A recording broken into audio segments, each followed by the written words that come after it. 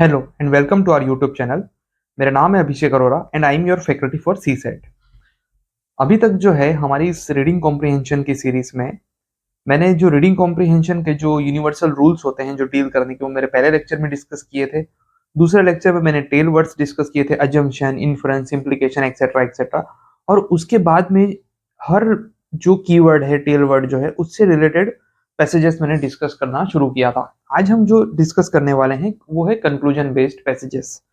देखिए, actually conclusion based passages जो पहले ज्यादा पूछे जाते थे, आजकल इतने पूछे नहीं जा रहे। लेकिन इसका मतलब ये नहीं वो पूछे नहीं जाएंगे। यूपीएससी का एक ट्रेंड एनालिसिस जो मैंने देखा है, पैटर्न देखा है कि पिछले टाइम में जो चीजें पूछी गई थी वो कभी ना कभी वो घुमा फिरा कर पूछते ही हैं। इसलिए एटलीस्ट 10 to 15 ईयर्स के जो पहले के जो पेपर्स होते हैं वो मोस्ट रिलेवेंट माने जाते हैं। कुछ लोग तो उसके पहले के भी बोलते हैं। बेसिकली मैं ये कहना चाह रहा हूँ कि जो पैटर्न के कंटेक्स्ट में कहूँ, अगर पिछले 10-15 साल में भी किसी तरह के क्वेश्चन पूछे गए हैं तो डेफिनेटली वो रिपीट हो सकते हैं। तो कंक्लूजन बेस्ड पैसेजेस अगर मैं डिस्कस करना स्टार्ट करूं, तो जब मैंने टेलवर्ड डिस्कस किया था तब मैंने आपको बताया था कि कंक्लूजन का मतलब क्या होता है कि आप कंक्लूड कर पा रहे हैं, आप दावे के साथ कह पा रहे हैं। बेसिकली ये रीजनिंग में अब ज्यादा पूछा जाता है, बट पैसेजेस में भी ये पूछा गया है। कैसे, वो मैं आगे आपको दिखाऊंगा। देखिए, कंक्लूजन का मतलब क्या होता है। कुछ भी हवा हवाई नहीं होगा, कुछ भी मन से बना के नहीं होगा। जो है वो आप संभावना के तौर पे भी नहीं होगा, एक से अधिक पॉसिबिलिटी भी नहीं है, आप दावे के साथ कह पाओगे। कैसे, मैं आपको एग्जांपल देके बताता हूँ। 2021 में पैसेजेस जो पूछे गए थे वो थे 26, और जो क्वेश्चंस पूछे गए थे उन पैसेजेस पे वो थे 27। ठीक है। अब अगर मैं आपसे कहूं कि देखिए, यहाँ पे कंक्लूजन निकल कर आ रहा है। 26 पैसेज पूछे गए थे और क्वेश्चन पूछे गए थे 27। तो क्या मैं ये बात दावे के साथ, कंक्लूजन मतलब आप दावे के साथ कह सकते हैं, एक मोमेंट के लिए भी आपके मन में डाउट नहीं होगा, आप दावे के साथ कह पा रहे हैं कि 26 पैसेज पूछे गए थे तो डेफिनेटली हर पैसेज पे एक क्वेश्चन तो पूछा ही गया होगा। कोई एक पैसेज ऐसा रहा होगा जिस पर दो क्वेश्चन पूछे गए होंगे। क्या मैं ये कंक्लूड कर पा रहा हूं? हाँ। कौन सा पैसेज रहा होगा इन 26 में से कौन से नंबर का, वो मैं नहीं कह सकता जब तक मैं देख नहीं सकता। ठीक है, वो तो सिर्फ मैं अंदाजा लगा सकता हूँ, लेकिन वो सही भी साबित हो सकता है, गलत भी हो सकता है। लेकिन कंक्लूजन क्या होता है, मैं दावे के साथ कह पा रहा हूँ। तो मैं दावे के साथ इतना तो कह सकता हूँ कि कोई एक पैसेज रहा होगा जिसपे से दो क्वेश्चन पूछे गए होंगे। ठीक है। अब मान लो कि किसी साल में 22 पैसेज पूछे गए हो और 27 क्वेश्चन पूछे गए हो, तो आप क्या करेंगे? सीधी सी बात है ना कि आप इतना बोल पाएंगे कि 22 पैसेज तो डेफिनेटली ऐसे रहे होंगे कि जिसमें एक एक क्वेश्चन तो पूछा गया होगा। अब उन 22 पैसेज में कुछ पैसेज ऐसे रहे होंगे जहां पर दो क्वेश्चन पूछे गए हो, कुछ ऐसे रहे हो सकते हैं जहां तीन क्वेश्चन पूछे गए हो। हम दावे के साथ कुछ भी नहीं कह सकते कि कौन से ऐसे पैसेज होंगे। क्या सिर्फ ऐसे पैसेज होंगे कि जहां पर दो ही क्वेश्चन पूछे गए होंगे? क्या कुछ ऐसे भी हो सकते हैं जिसमें तीन पूछे गए हो? क्या कोई ऐसा हो सकता है अकेला बड़ा पैसेज जिसमें चार क्वेश्चन पूछे गए हो? ऐसा एक क्वेश्चन था कि उस पे चार मतलब उस एक अकेले पैसेज पे चार क्वेश्चन पूछे गए थे। तो ये कंक्लूड मैं नहीं कर पा रहा हूं। तो बेसिकली यहां पे मैंने 2021 में पूछे गए पैसेज में कंक्लूड कर दिया था। ठीक है ना। लेकिन ये जो किसी ईयर में मान लो 22 और 27 का रेशियो है, वहां मैं कुछ भी कंक्लूड नहीं कर पा रहा हूं। एग्जैक्ट डेटा मुझे याद नहीं, पर ऐसा ही कुछ रहा है। मतलब 21 का तो डेटा मुझे याद है, बट ये 22 और 27 वाला कौन सा डेटा है, कौन से ईयर का एग्जैक्ट, या एक आध कोई पैसेज आगे पीछे हो सकता है, वो मुझे एग्जैक्ट याद नहीं है। लेकिन ऐसे ऐसा डेटा तो मैंने देखा है सही। तो कंक्लूजन मतलब आप दावे के साथ कह सकते हैं। मैंने मान लीजिए एक एग्जाम्पल बना दिया, आप ऐसे भी देख लीजिए। तो बात होती है, अब हम बिना देर के पैसे डील करना स्टार्ट करेंगे तो आपको पूरा आइडिया आ जाएगा। चलिए पैसे इंग्लिश में देखिए। जो हिंदी में देखना चाहते हैं हिंदी में देखिए, वीडियो को पॉज कीजिए, खुद से अटेम्प्ट कीजिए, उसके बाद ये वीडियो देखना शुरू कीजिए। चलिए, मैं मान लेता हूं कि आपने हिंदी में तो हिंदी में, या इंग्लिश में तो इंग्लिश में इसे देख लिया, खुद से अटेम्प्ट कर लिया, अपना कोई आंसर सोच लिया है। अब वो सही है तो क्यों सही है, गलत है तो क्यों गलत है, वो हम देखेंगे क्लास में। ये बहुत पहले क्वेश्चन डील करने के बाद बाकी फिर स्टूडेंट सही करते हैं। कई बार तो इसमें गड़बड़ियां होती है स्टूडेंट की। Buses are the causes of more accidents than car.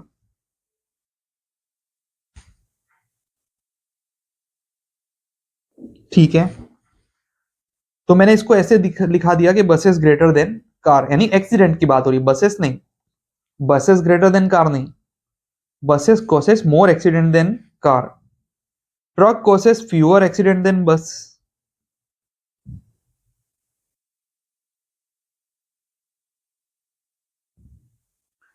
Again वही बात बोल रहे हैं ना कि बस ज्यादा है और ट्रक कम है, इसी को मैंने ऐसे ही रिप्रेजेंट कर दिया कि बस is greater than truck. Numbers की बात नहीं हो रही, एक्सीडेंट्स की बात हो रही कि ट्रक के एक्सीडेंट कम होते हैं। विच ऑफ द फॉलोइंग बोल रहे हैं कि भाई दूसरे में ऐसा बोला गया कि ट्रक फ्यूअर एक्सीडेंट करते हैं बस से, बात हुई हो रही कि बस ज्यादा करती है एक्सीडेंट। अब कंक्लूजन कौन से हम ड्रॉ कर सकते हैं? There are more buses on the road than trucks. देखो, बस के एक्सीडेंट ज्यादा हो रहे हैं, क्या फैक्टर है हमें नहीं पता, क्या ड्राइवर सही से अपॉइंट नहीं किए जा रहे हैं, क्या बसेस को सूटेबल हो ऐसे रोड अवेलेबल नहीं है, क्या कई ऐसे एरियाज होते हैं ना कि जो ऐसे पॉइंट्स होते हैं कि जो एक्सीडेंट कॉज कर, एक्सीडेंट प्रोन जोन जिनको हम कहते हैं, तो ऐसी भी जगह होती हैं कि जो जिसमें बस जो है किस रीजन से अभी एक्सीडेंट हो रहे हैं, क्या ड्राइवर गलत है, क्या रोड्स गलत है, हमें नहीं पता, हम कुछ भी कंक्लूड नहीं कर सकते हैं। There are more buses on the road than trucks, हम इस नंबरिंग को लेके कुछ भी कंक्लूड नहीं कर सकते हैं। Car drivers are more careful than bus drivers.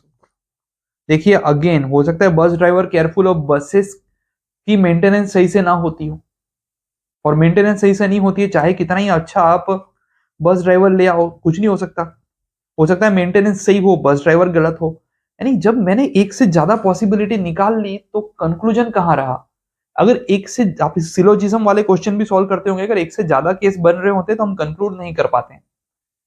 ठीक है, तो यहां बात हो रही है कि जहां पे भी एक से ज्यादा केस बन गए, ज्यादा पॉसिबिलिटी मैंने आपको बता दी, अगले मोमेंट पे हो गया truck drivers are more skilled than इधर कार और बस ड्राइवर्स। पहली बात तो भाई ट्रक ड्राइवर, अरे कार वालों से क्या साथ कंपैरिजन, क्या बस वालों के साथ कंपैरिजन का, किसी के साथ भी ट्रक ड्राइवर हो सकता है कि इतने स्किल्ड ना हो और उसका मेंटेनेंस ट्रक का सही से होता हो, या रोड ट्रक फ्रेंडली हो, कुछ भी भाई, अभी हम कुछ भी दावे के साथ नहीं कह सकते, तीनों के तीन गलत हो गए, नन ऑफ द अबव। अगर नन ऑफ द अबव के अलावा कोई और ऑप्शन होता तो पता नहीं कौन सा सही होता। ठीक है, और क्या होता वो मुझे नहीं पता। ठीक है, तो ये आप समझ गए कि कंक्लूजन मतलब कोई भी हवा हवाई बात नहीं है, कोई भी मनगढ़ंत बात नहीं है, आप दावे के साथ कह सकते हैं तो कह सकते हैं, और नहीं कह सकते तो नहीं कह सकते। एक से ज्यादा केस बन गए, उसी मोमेंट पे वो खत्म हो गया। अगला देखिए, इसे आप पढ़िए, वीडियो को पॉज कीजिए, हिंदी में पढ़ना चाहते हैं हिंदी में पढ़िए। मैं मान लेता हूं आपने वीडियो को पॉज किया और पढ़ लिया, अब में हम आगे बढ़ते हैं। All good athletes want to win. अब सीधी सी बात है, जितने भी अच्छे एथलीट्स हैं वो जीतना चाहते हैं। And all athletes who want to win eat a well balanced diet. देखो, जितने भी गुड एथलीट है वो जीतना चाहते हैं, और जो जीतना चाहते हैं वो वेल बैलेंस्ड डाइट खाते हैं। Therefore all athletes who do not eat a well balanced diet are bad athletes.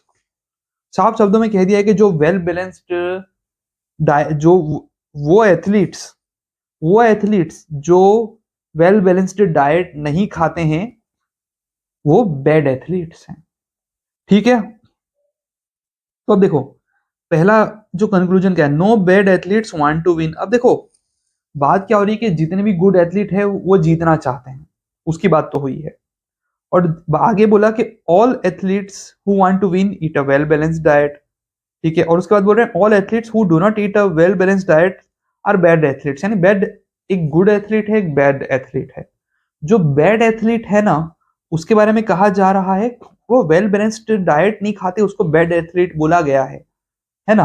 लेकिन ये नहीं बोला गया कि वो जीतना नहीं चाहते या जीतना चाहते हैं, ये हम कंक्लूड नहीं कर सकते।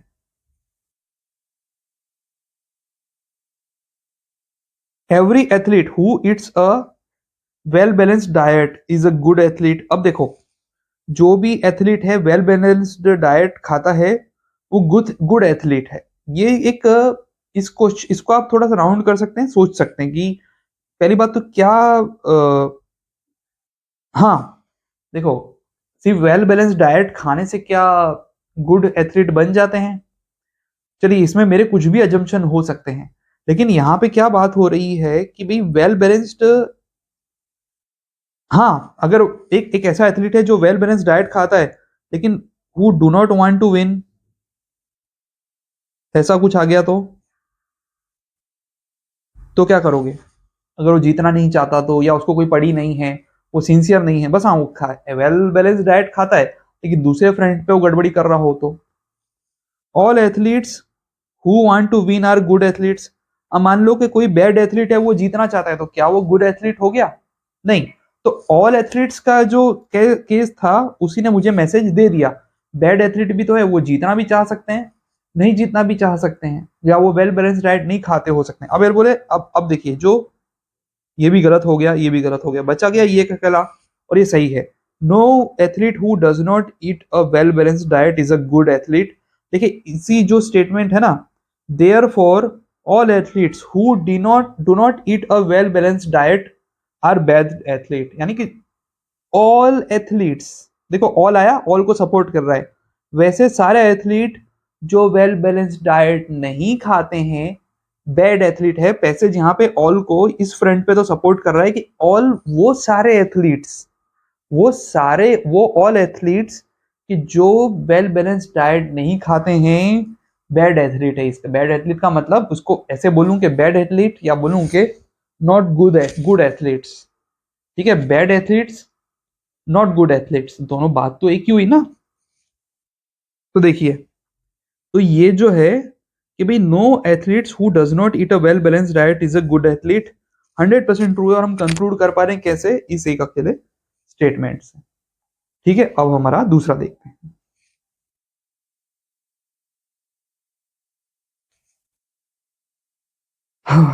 Ladies finger is tastier than cabbage. देखिए ये जो चीज है जनरली ये रीजनिंग में पूछा जाता है, लेकिन ना ये एटलीस्ट ये कंक्लूजन वाला है, और ऐसे पैसेजेस के फॉर्म में ये पूछा गया है पहले के समय में। तो मैं ये लेकर आया हूं कि देखिए ये बहुत ही इजी है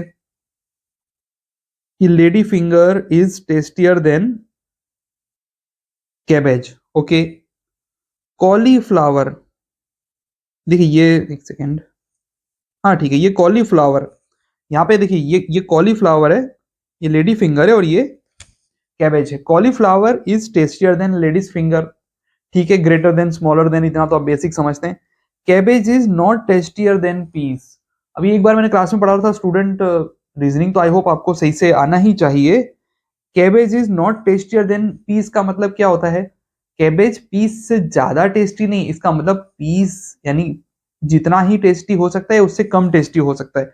इसका मतलब मैं इसको ऐसे रिप्रेजेंट कर सकता हूँ कि कैबेज इज या तो स्मॉलर देन पीस है या इक्वल टू पीज है। इतना मुझे पूरा लिखने की जरूरत नहीं, पी भी लिख सकता था, और इसको मैं यहाँ पे भी ला सकता हूँ कि पी जो है या तो वो कैबेज के सेम ग्राउंड पे खड़ा है, यानी कि उतना ही टेस्टी है या उससे ज्यादा है। तो यानी कि पीज यहाँ पे भी हो सकता है, यहाँ पे भी हो सकता है, या कॉलीफ्लावर के पहले भी हो सकता है।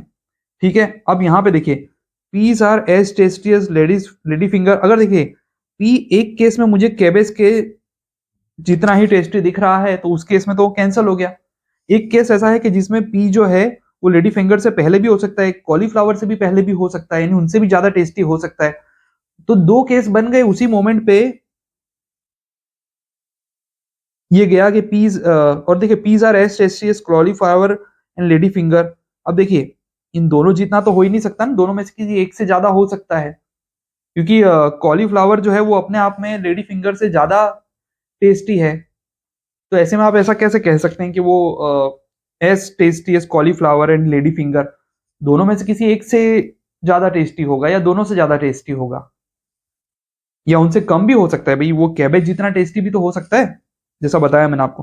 Cabbage is the least tasty of all the four vegetables.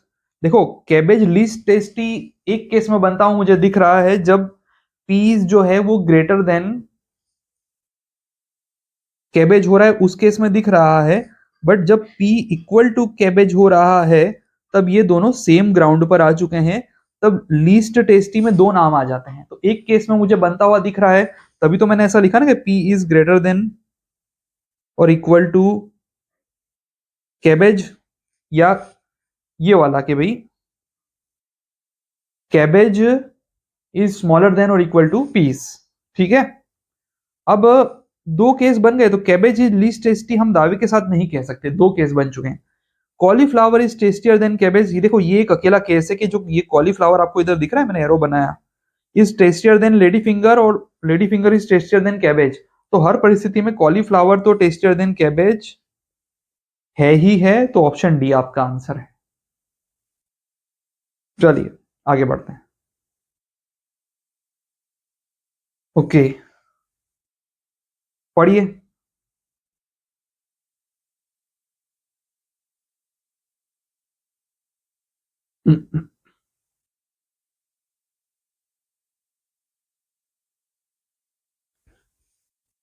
अपने मैं मान लेता हूँ कि वीडियो को पॉज किया होगा और जिसे हिंदी में पढ़ना है हिंदी में पढ़ा होगा, जिसे इंग्लिश में पढ़ना है इंग्लिश में पढ़ा होगा। अब हम डील करना स्टार्ट करते हैं। मैं मान लेता हूं कि आपने अपने और से अटेम्प्ट किया है। Some claim to have seen UFOs, चलिए स्टेटमेंट है। अच्छा, कुछ लोग कह रहे हैं कि उन्होंने यूएफओ देखा है, unidentified flying objects. Life on other heavenly bodies is considered to be a possibility. Voice to space is now an established fact. देखो ये तीन स्टेटमेंट दे के रखे हैं, इसका मतलब हमें मान के चलना है कि ये सत्य है, और इसके आगे देखना है कि इससे क्या हम कुछ कंक्लूड कर पा रहे हैं। अब देखिए, सबसे बड़ी बात तो क्या कहा जा रहा है कि कुछ लोग ऐसा कह रहे हैं उन्होंने यूएफओ देखा है, अच्छी बात है। Life on other heavenly bodies is considered to be a possibility. इतने सारे प्लैनेट्स है, इतनी सारी आकाश गंगाएं हैं, गैलेक्सीज एक्सेट्रा, इतने सारे कंस्टलेशन एक्सेट्रा, कितना कुछ है। कई लोग तो कहते हैं एक से ज्यादा यूनिवर्स हैं। तो भाई अदर हेवनली बॉडी जो है वहां पर लाइफ पॉसिबिलिटी हो सकती है। कुछ लोगों ने कहा कि यूएफओ देखे। अब देखिए, मैं अभी आपको यूएफओ क्या होता है उस पे आऊं उससे पहले यूएफओ देखें, इतना आपको समझ में आ गया।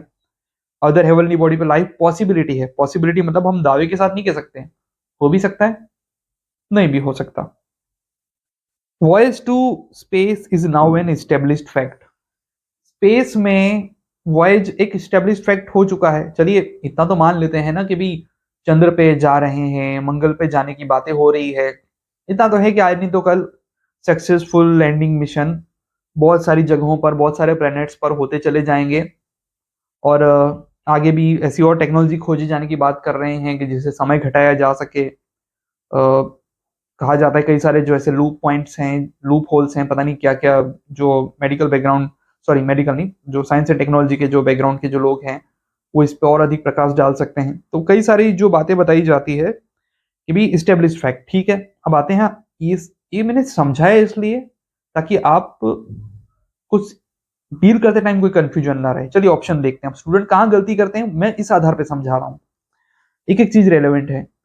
UFOs are heavenly bodies. देखो हेवनली बॉडीज यानी हिंदी में देके रखा है कुछ खगोलीय पिंड या ऐसा कुछ देके रखा है। देख लीजिए हिंदी में क्या देके रखा है। हिंदी में दिया है खगोलीय पिंड, हाँ दिख रहा है आपको ये हेवनली बॉडी।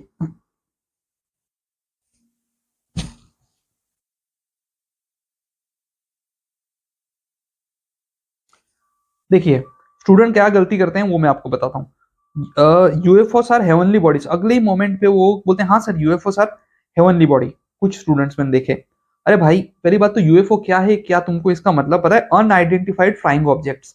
देखिए एक ऑब्जेक्ट है, ठीक है, मेरे पास मान लीजिए ये पेन है, ये एक ऑब्जेक्ट है। क्या ये फ्लाइंग ऑब्जेक्ट है?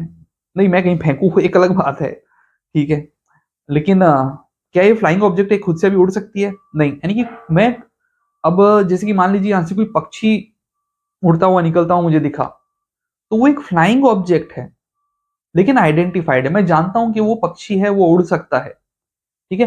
लेकिन कुछ भी ऐसा अनआइडेंटिफाइड फ्लाइंग ऑब्जेक्ट मैं जहां बैठा हूं वहां से मुझे उड़ता हुआ निकलता हुआ दिखे, अभी मुझे नहीं पता कि वो कहां से आया है और कहां से नहीं आया है।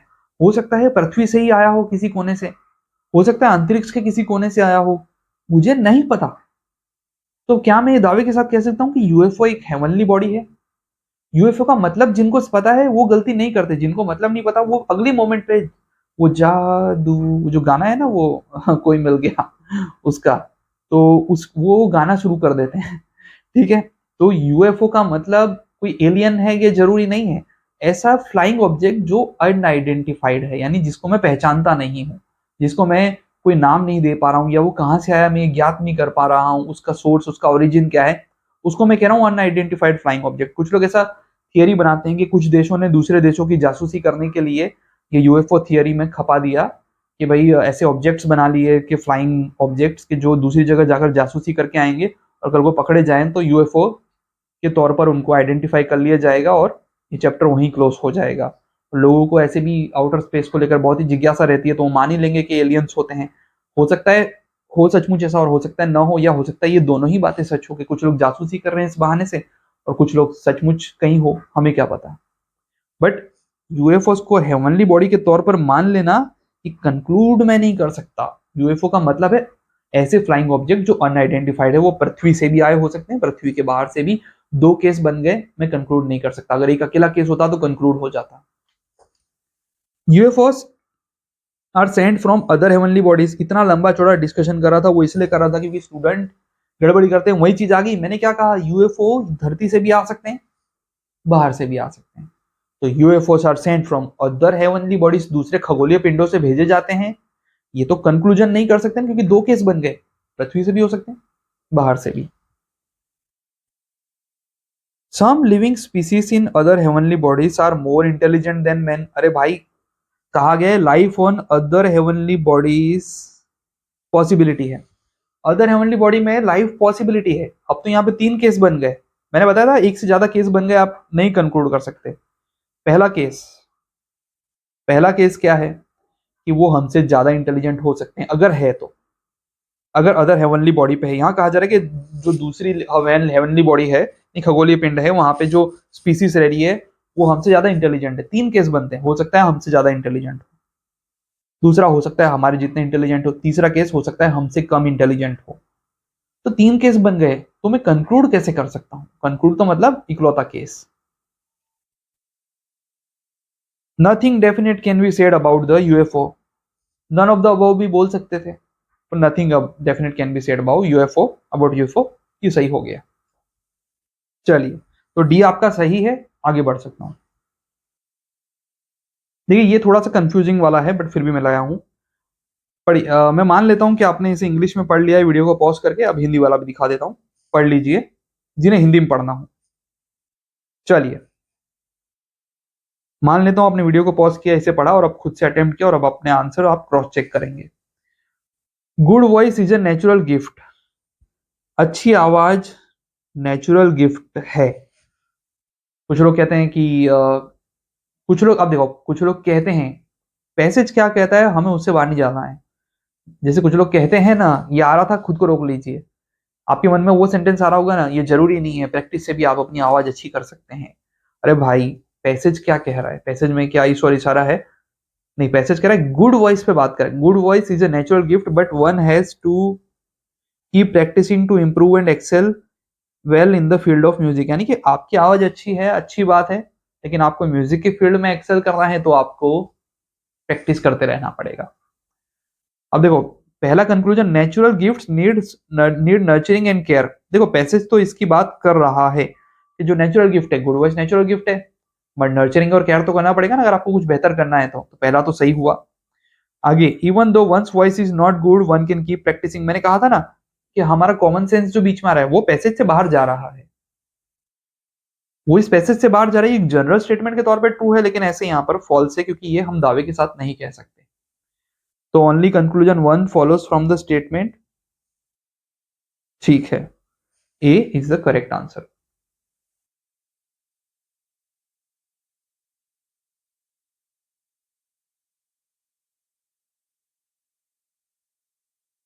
तो आप सभी का बहुत बहुत धन्यवाद यहाँ तक जुड़े रहने के लिए। यदि आप चैनल पर नए हैं तो चैनल को सब्सक्राइब कीजिए, लाइक कीजिए, शेयर कीजिए, कमेंट कीजिए, और हमसे जुड़े रहिए, और हमारे पुराने वीडियोस भी देखिए। और जो देखते आए हो आगे के लिए भी जुड़े रहिए, मैथ्स और रीजनिंग से जुड़े लेक्चर्स भी आएंगे। So thank you so much, धन्यवाद।